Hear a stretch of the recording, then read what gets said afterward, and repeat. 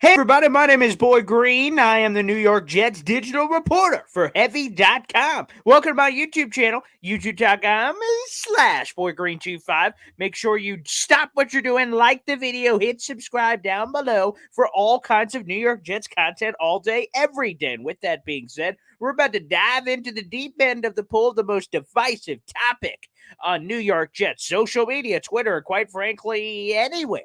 And that is Mekhi Becton.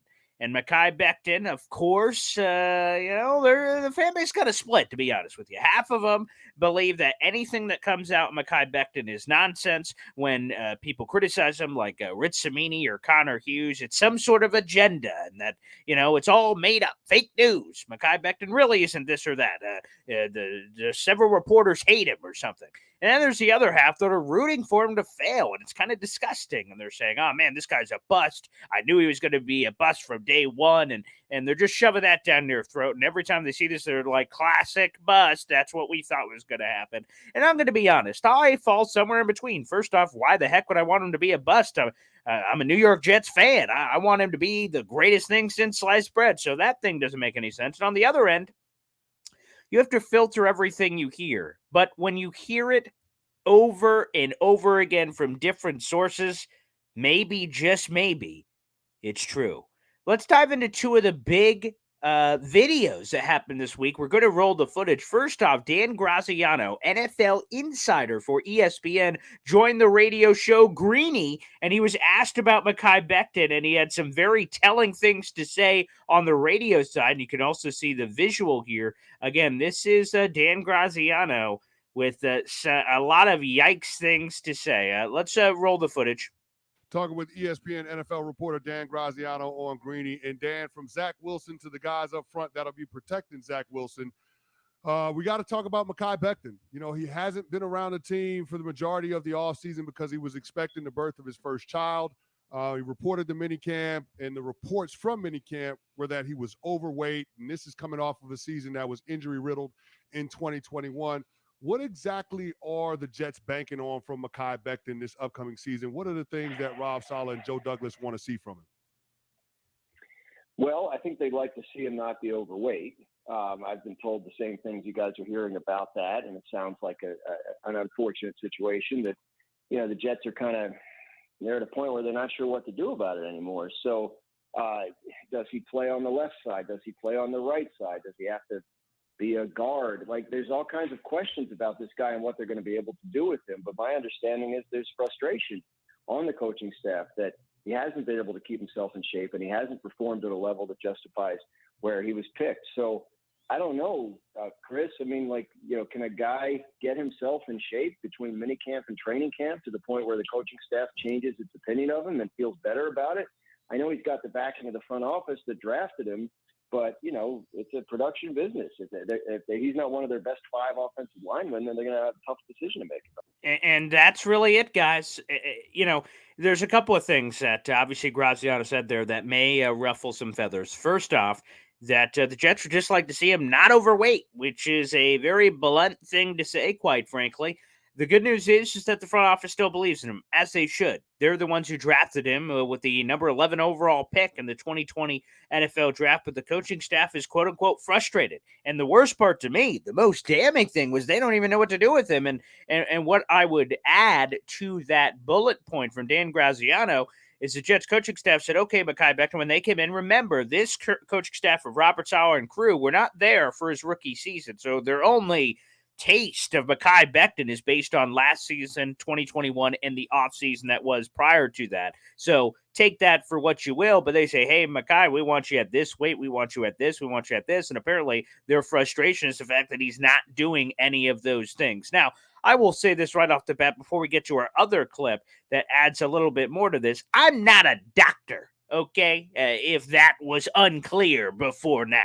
So I'm not a doctor. I have no idea what weight Mekhi Becton should be at. The team has not disclosed said information. And I don't even know, quite frankly, for a guy who's 6'7", how much he's supposed to weigh. Everyone is different. I believe it's a case-by-case basis. So I have no idea what his weight should be. I don't know what his weight is. I mean, we're about to tell you what we believe it is based on another insider scoop, which we're going to play that footage momentarily. But, for me, I have no idea what he weighs. I have no idea what he should weigh according to the team, and I have no idea what a healthy weight is for a 6'7" guy. Again, I am 5'3" on a slanted hill, and I know I'm overweight, so I have no idea what it is for a guy that's a 1.5 feet taller than me and a lot bigger in terms of frame and body and things of that nature. So I don't know any of those things. All I know is that the coaching staff is frustrated. We have heard it from multiple sources: Tony Pauline, Dan Graziano, and beat reporters. And like I said, at a certain point, there's been a lot of people that have said all of this stuff is fake news on Mekhi Becton. He's just doing fine, but beat reporters are picking on him, which again, that's not their job to pick on anybody. Their job is just to report what is there. And let's bring you to another video clip. This one perhaps even more damning, quite frankly. Connor Hughes of The Athletic, of course. He joined the Can't Wait podcast. Again, he'll be leaving the team specifically at The Athletic, although he has another gig that'll be coming up. But he gave us another clip to investigate here, where he had some damning things to say about specifically Mekhi Becton's weight and some frustrations and also the potential that also exists. Let's roll the footage, baby. Came back from minicamp, he was pushing 400 pounds again. And that was not what the Jets wanted to see. That's not what the Jets hoped to see. And for them, they are sitting there and they're saying, like, what else can we do? What else can we say to motivate this guy? And the fact is that there's nothing else they can say. There's nothing else they can do. Mekhi Becton has to want it. And he can post videos and Duke can post videos and people can post videos all the time. But at the end of the day, it's what happens when he steps on the building. So all those videos that he posted before he showed up, he still showed up out of shape.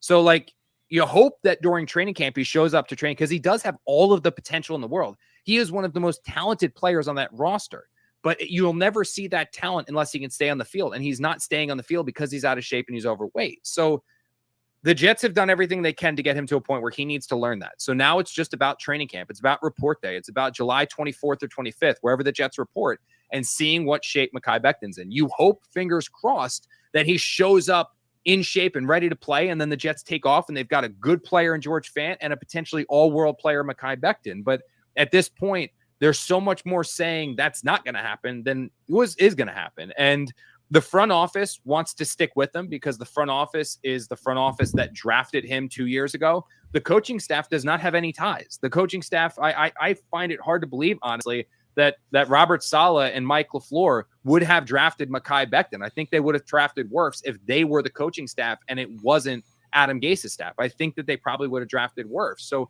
he's not their guy. He needs to prove to them that he is their guy, or he's going to fall out of favor the same as Denzel Mims did. So the frustration that Dan talked about, yeah, it's real. We've talked about it too. We've been saying it. Fans just haven't wanted to believe it. When we've said it on this podcast, in writing, not just me, Costello, Rich, everybody, DJ, all of us have said the exact same thing because we all talk to the same people within the building. And so whether you want to believe it or don't want to believe it, that's on you. But this is the current situation for the Jets. And the hope and they pray is that Mekhi shows up to training camp in shape and ready to go. But to this point, he has not. And that was certainly the case at minicamp when he showed up out of shape. And showing up at minicamp out of shape basically made the coaches throw their hands up in the air and be like, what else can we do? It's a tough situation to me. The alarming number is he was pushing 400 pounds. That's a direct quote from Connor Hughes at mandatory minicamp, which was less than a month ago. And training camp is right around the corner, pushing 400 pounds. This guy, I believe when he was drafted, was around 363. And now the weight just continues to balloon. Again, I don't care if he's 400 pounds, 700 pounds, and he's being an all-star on the field.